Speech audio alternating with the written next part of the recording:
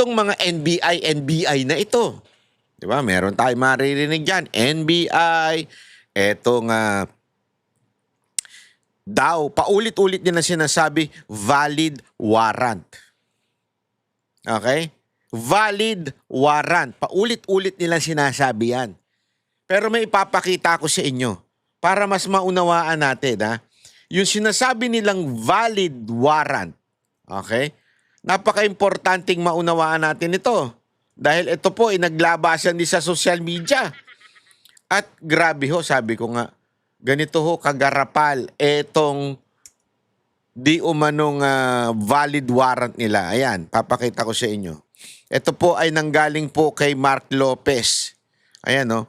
Nakikita niyo yan? Yung secret arrest warrant shown by Trillanes at around 4:49. At yung real warrant na makikita nyo sa website ng ICC. Nakikita ninyo. Iba yung number. Ito yung nirelease ng pre-trial chamber. Nirelease ito. Nakikita ninyo, magkakaiba yung details. Magkaiba yung numero nung kakapansinin ninyo, tinatakpan. Alam mo yung mga magikero, ako nanonood po ako. Sorry nanonood ako sa TikTok ng mga mga tutorial ng mga magikero kung paano nila dinadivert para yung visual ng tao ay ma-divert at hindi makita ko ano yung tinatakpan. Ito, tinatakpan yung nasa kanan. Sino may hawak niyan? Kilala nyo na. Tinatakpan yung numero. Ibang-iba yung numero, ibang-iba din yung dokumento mismo. Kung makikita ninyo, wala hong logo. Yung kanya may logo. Ganyan yung mga ganyan yung mga pagka punong-puno ng sticker ang kotse. Nakita ko nga, may nakita nga akong kotse, punong-puno siya ng sticker. Lahat ata ng sticker nandun. PNP, NBI, DOTR, LTO. Sabi ko, hindi ka na mahuhuli niyan talaga. Kahit siguro bumangga ka. Yung mga ganon, pag mga ganon punong-puno ng sticker, punong-puno ng logo sa kotse, alam mo na, alam mo nang bogus yun. Ito, parang ganyan, may logo pa sa kanan. Halatang halata na peke. Yan ay lumabas. Ulitin ko. Yan po yung lumabas kay Mark Lopez. Senior niya po yan, kaya din nating ipinakita dito. Diyan pa lang, abay tila. Alleged may problema na doon sa nilabas. Di umano ni Trillanes. Di ba? So, yung kanilang paulit-ulit na sinasabing valid warrant. In the first place, kahit nga po si Remulla sinasabi na hindi nga wala pa hong warrant. At even si Torre, nakita ko rin. Sabi niya, ano ba ang pinagkaiba nung kay Matibag at pag-aresto ni Matibag at yung kanya? Siya nga mismo, sinabi niya, yung kasi sa kanya, dumaan daw ito sa, doon sa, nakalimutan ko na exactness. Wait up. Nasa dulo ng aking dila. Basahin nyo na lang. Hindi, yung kakainis pag nakalimutan mong bigla, yung mga ganyang bagay. Alam mo, anong tawag mo dyan? Sign of being cute. Ay, hindi. Sign of aging.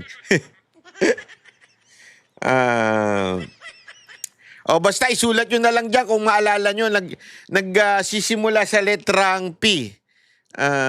Hindi protocol, anong tawag mo doon? Yung, yan mali, hindi pala P. Kasi Paul Interpol. Letter P, hayop ka, animal ka. Sa letter I, di ba may Interpol notice daw. Sabi ni Torre, yung akin naman kasi may Interpol notice. Kaya ko, yung sabihin, dumaan daw dun sa agency.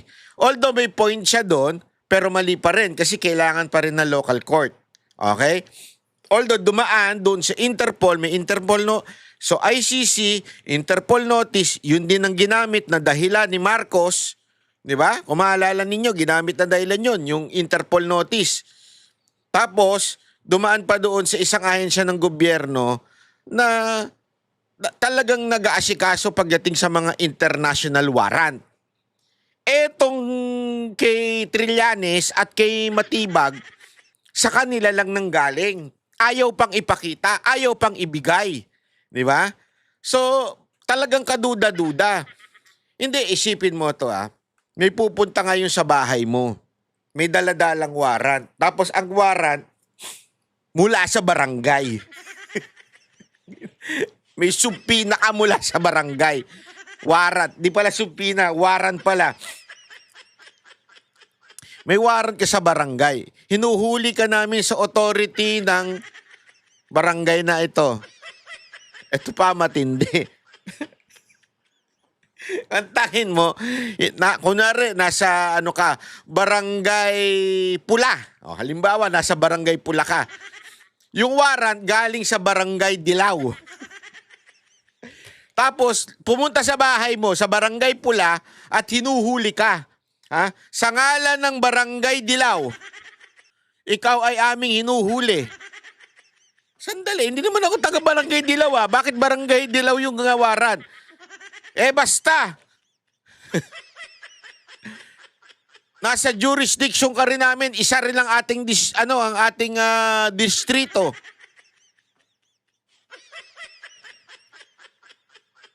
Naintindihan ninyo yung weird nung warrant na yon? Doon pa lang mga kababayan, sablay na po yung warrant. And the argument doon sa Revised Penal Code 9851 na paulit-ulit nila na pinipilit. Hindi kasi yan po yun Papakita ko sandali Ito. Choto. Yan yung kanilang paulit-ulit na sinasabi yung Revised Penal Code na yan. RA, sandali. Sisiguraduhin ko lang baka mamaya fake news tayo dito Yan. Na sinasabi daw diyan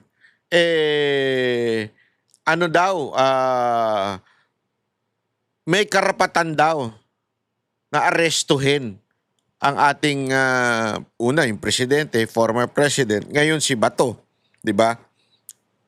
Which is also very clear na meron doon na sinasabi, nakakalimutan yung section 7 na kung saan section 7 ngayon. Wait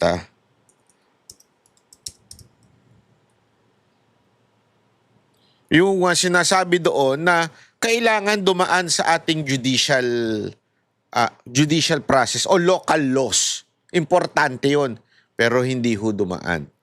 Kaya diyan, napaka-clear na po mga kababayan na yung sinasabi nilang ICC warrant, hindi ho pwedeng iserve yan. Kami ang boses ng masa, hindi natatakot. Katotohanan lang, di kami nalulunod. Walang bahid ng sismis, lahat ay totoo.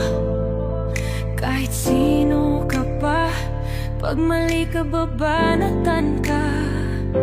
Walang pinipili kulay, wala kaming kinikilingan. Basta para sa bayan, kami lalaban. Pag tama palakpakan, pag mali banatan. Di matitinag, di matatakot, para sa bayan tuloy ang sigaw. Sa harap ng kamera, walang halong takot. Mga baluktot, lahat kayo'y tutumba. Ang hustisya at totoo, yun lang ang mahalaga. Kahit sinong harang, di kami matitinag. Walang pinipiling kulay, wala kaming kinikilingan. Basta para sa bayan, kami lalaban.